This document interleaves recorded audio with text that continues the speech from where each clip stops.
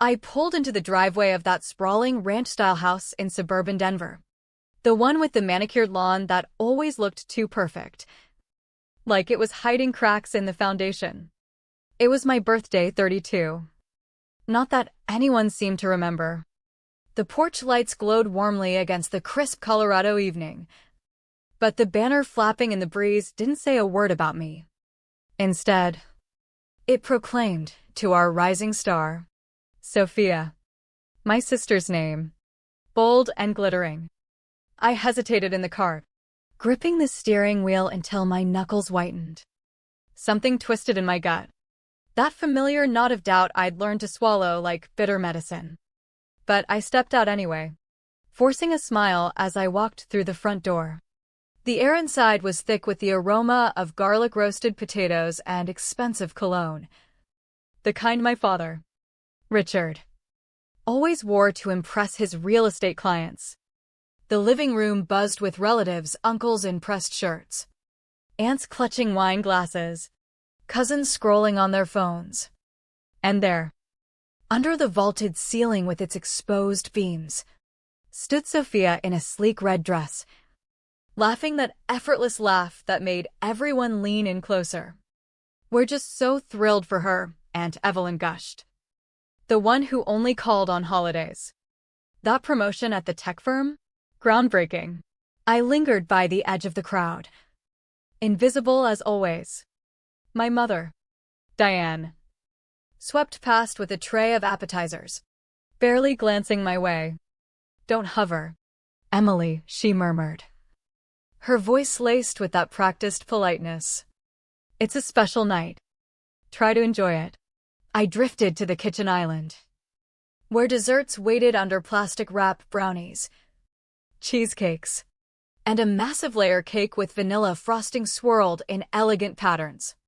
No inscription, no candles, just blink, like they'd forgotten to add the punchline. I caught my father's eye from across the room.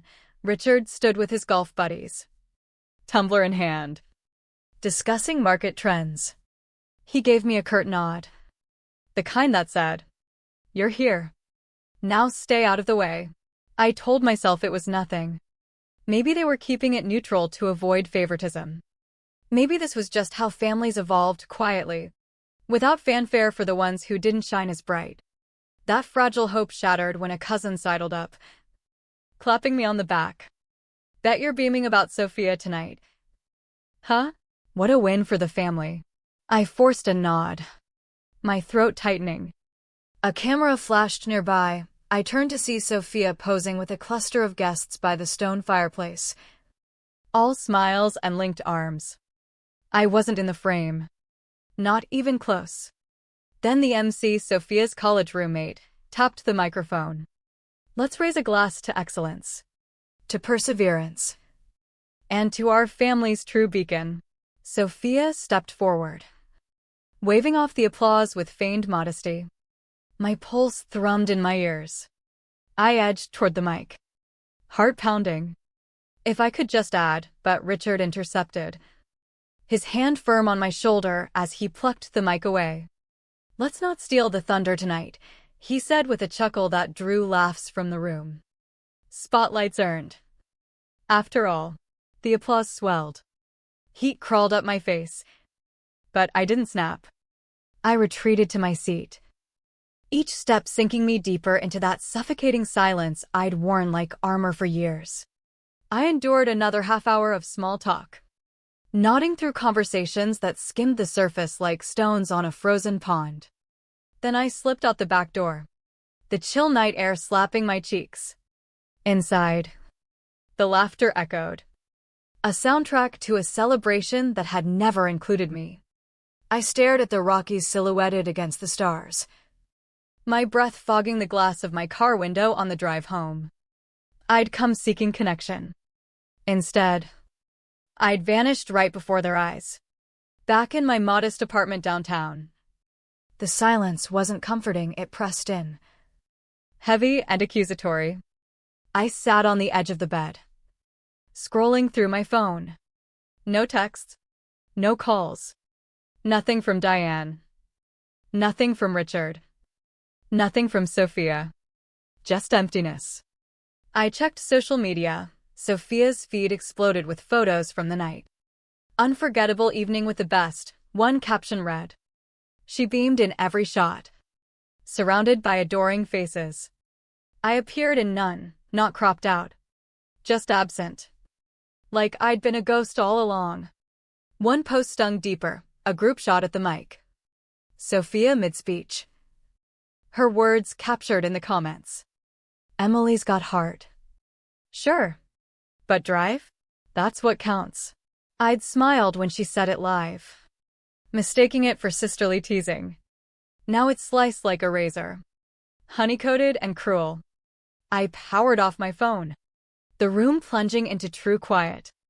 The next morning, I logged into the family chat app, the Harrington clan, our digital hearth for years.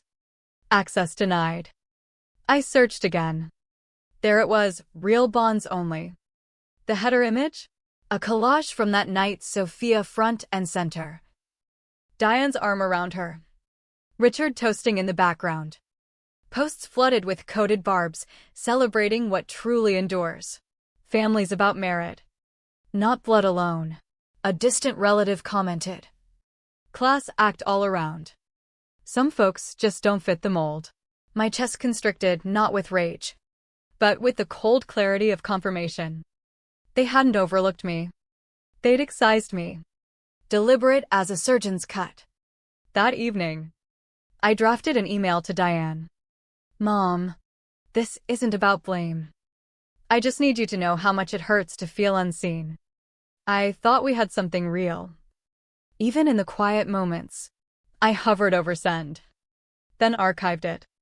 Outside, a light snow dusted the streets, muffling the world. I'd always believed silence preserved peace. Now it felt like a cage I'd built myself. The snow lingered for days, turning Denver into a hushed white expanse. I barely ventured out, my world shrinking to the four walls of my apartment. The hum of the heater a constant companion in the loneliness. Then the anonymous email arrived, no subject. Just watch this. I clicked.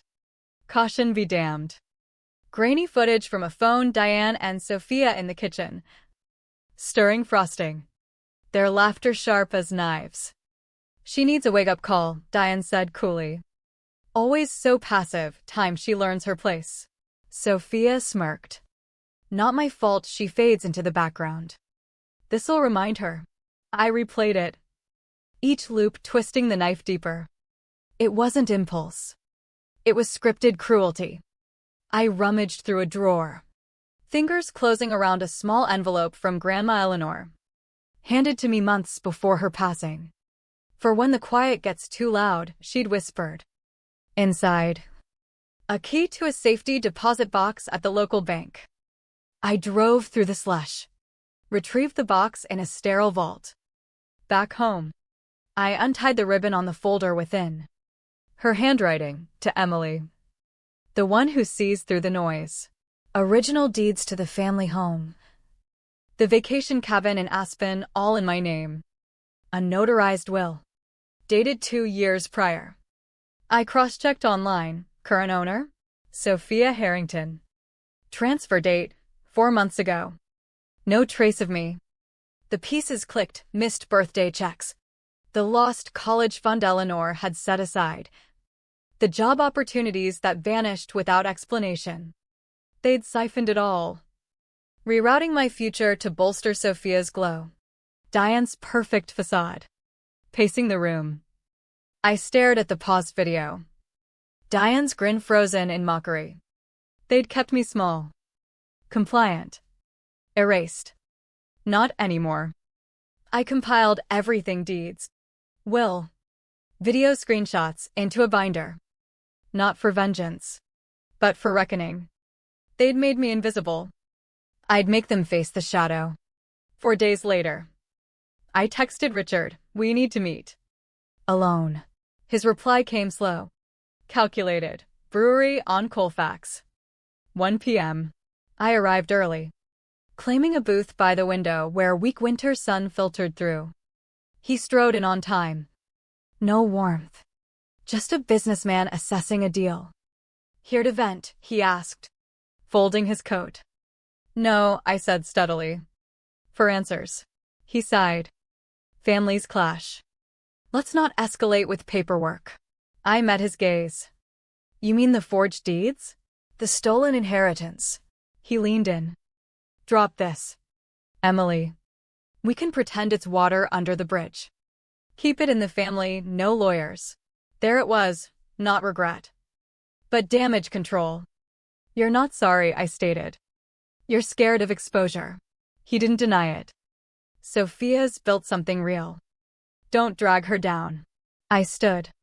You already dragged me. I drove to the house next. Keys still working. Empty.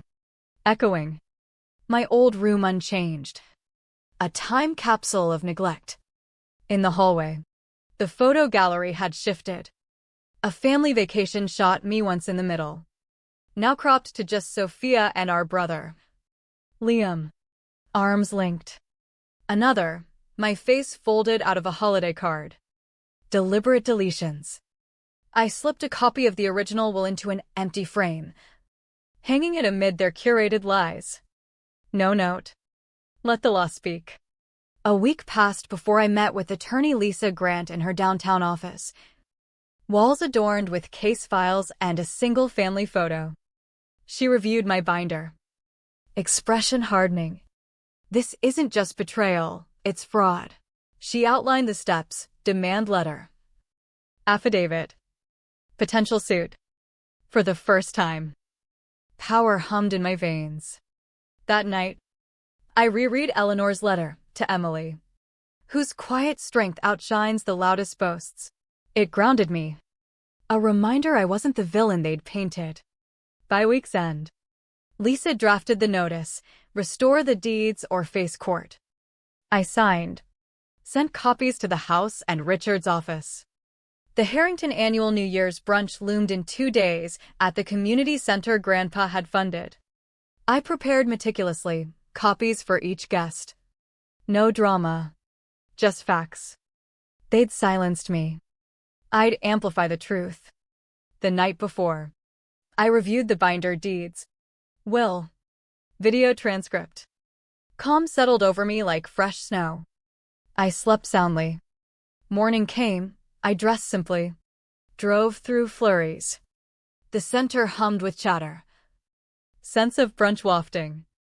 I entered quietly, folder in hand. Eleanor's framed letter under my arm. Sophia held court in emerald silk. Toasting family ties. I waded through the slideshow, milestones featuring her. Me blurred or absent. Whispers rippled. Didn't expect her here. Richard raised his glass, to loyalty. To legacy. I rose. Voice even. I'd like to share something. Eyes widened. I distributed copies. This is Grandma Eleanor's will. Naming the heir. This deed transfer? Illegal. And this transcript? Proof of planned humiliation. Diane blanched. Sophia scoffed. Overdramatic nonsense. No, I countered. Evidence. Richard bristled. Not here. Where better? I placed Eleanor's letter on the podium. You wanted silence. Enjoy mine. I walked out. Snow crunching underfoot. Dawn brought the backlash, voicemails accusing me of destruction. Emails from Diane labeling me jealous. Sophia posted cryptically, hurt by those closest.